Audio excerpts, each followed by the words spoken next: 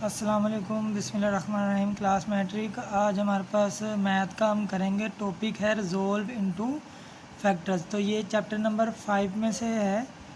Question number 1 है R square S minus T plus S square T minus R plus T square R minus S. और इसी तरह इसका दूसरा question है 4a square 3b minus 4c plus 9b square 4c minus 2a और plus 16c square 2a minus 3b।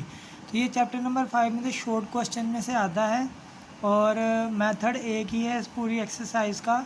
तो इसमें मैं जो पहला क्वेश्चन करूँगा दूसरा दोनों सोल्व करूँगा, तो दोनों में आप देखिएगा मेथड तकरीबन सेम है। पहला क्वेश्चन है हमारे पास R square S minus T then plus में S square T minus R और लास्ट है T square R minus S. तो इसमें सबसे पहले हमने क्या करना है कि इस आर को इस दोनों से मल्टीप्लाई करवाएंगे और इस एस स्क्वायर को इन दोनों से मल्टीप्लाई करवाएंगे। इसको ऐसे ही रहने देंगे, R square into S minus R square into T plus S square T minus S square R, और ये वाली एज इट इज़ ही रहने देंगे।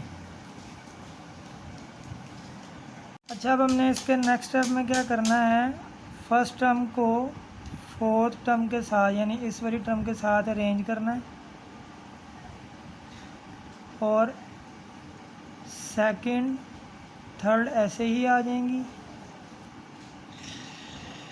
और लास्ट टर्म ऐसे इट इज़ वापस उतरेगी। इसकी रीज़न ये होती है इसको ऐसे उतारने की कि ये आपको पता होता है कि ये मेरा कॉमन है, तो ये मैंने इनमें से निकालना। अब यहाँ से हमारे पास आर और एस कॉमन निकलता है, यानी यहाँ दो आर का स्क्वायर है और यहाँ एक सिंगल आर है तो एक आर निकलेगा, या एस और यहाँ एस का स्क्वायर है तो एक सिंगल एस निकलेगा। तो रिमेनिंग बचेगा आर माइनस एस। इन दोनों में से सिर्फ टी कॉमन निकलता है तो हम माइनस का टी कॉमन निकालेंगे, जिसके बाद बचेगा R square minus S square और थर्ड टर्म हम फिर एज इट इज़ ही लिख देंगे। इसके बाद स्टेप में हमने यहाँ पर A square minus B square का फॉर्मूला ओपन करना है। तो R S R minus S minus T. अब यहाँ पर A square minus B square equal होता है ए प्लस बी और ए माइनस बी, यानी आर प्लस एस और आर माइनस एस आएगा और फिर ये प्लस का टी स्क्वायर और आर माइनस एस रहेगा। अब इस सब में आर माइनस एस कॉमन है तो आर माइनस एस को हमने कॉमन निकाल लिया। बाकी हमारे पास करली ब्रैकेट में बचेगा R S minus T are plus S और प्लस का टी स्क्वायर। अब इस क्वेश्चन में हमने ब्रैकेट के अंदर जो ये टर्म है इसको हमने मल्टीप्लाई करना है, तो ये एक दफ़ा नॉर्मल राउंड ब्रैकेट आएगी R S plus minus minus T R और minus plus minus T S और प्लस टी का स्क्वायर।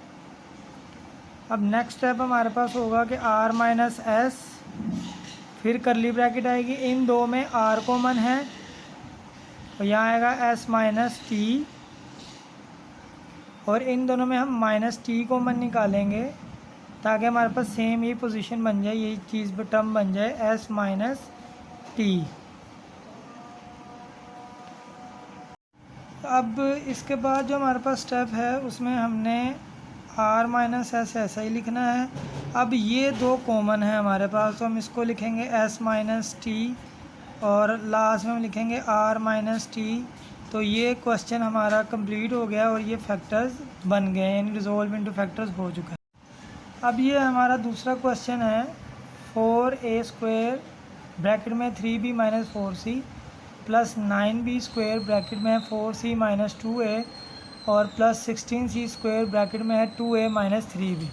तो इसका पैटर्न भी वही है कि पहले हम इस नंबर को इन ब्रैकेट्स में यानी इस ब्रैकेट को सॉल्व करेंगे, फिर सेकंड को करेंगे, थर्ड को ऐसे ही कंटिन्यू रहने देंगे। तो 4 3 द 12 ए स्क्वायर बी माइनस 4 4 द 16 ए स्क्वायर सी प्लस, अब सेकंड वाली को सोल्व कर रहे हैं, 9 4 द 36 बी स्क्वायर सी माइनस 9 2 द 18 बी स्क्वायर ए, और ये वाली एज इट इज़ ही रहेगी 16 सी square 2a minus 3b।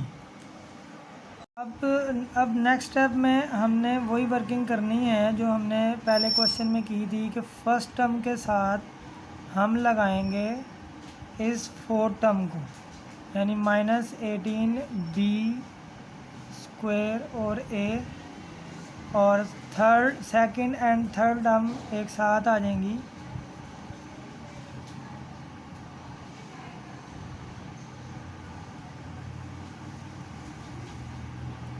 Last term को अभी भी हम एज इट इज़ ही रहने देंगे। इसकी रीज़न मैं पहले भी बता चुका हूँ कि जो इसके ब्रैकेट में है वही हमें इसका फर्स्ट फैक्टर बनाना होता है। अब हम इनमें से कॉमन निकालेंगे, तो इनमें से जो कॉमन निकलता है वो इस तरीके से लेंगे कि पहले हमें 2a बचे और माइनस के साथ 3b बचे।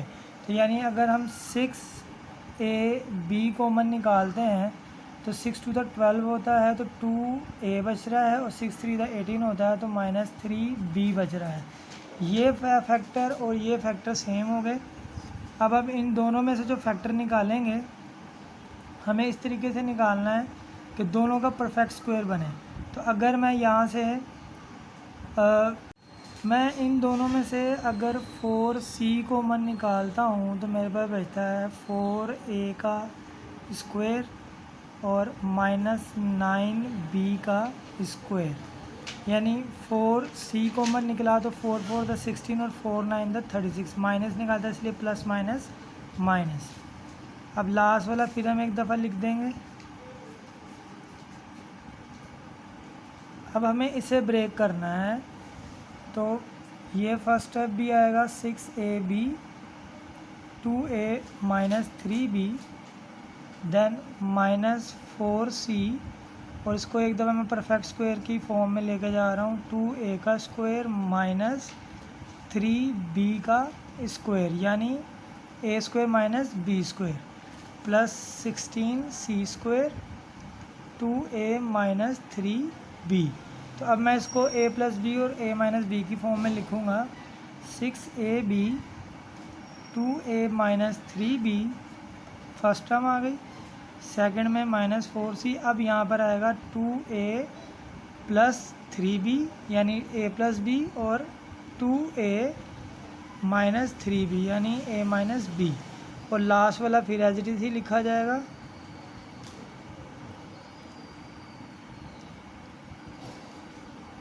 अब हमारे पास इसमें सब में कॉमन है 2a माइनस 3b, इधर भी है, ये सेकंड टर्म में भी है और थर्ड में भी है, तो ये फर्स्ट फैक्टर कॉमन आ गया।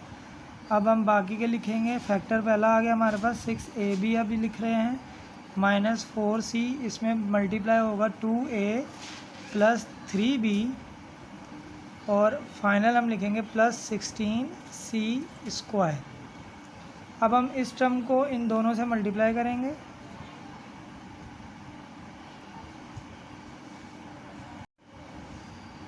ये एज इट इज़ आएगा। इसके बाद हम इसमें 6ab को एज इट इज़ लिखेंगे, 4 2 the 8ac minus plus minus 4 3 the 12bc, और लास्ट में 16c का स्क्वायर।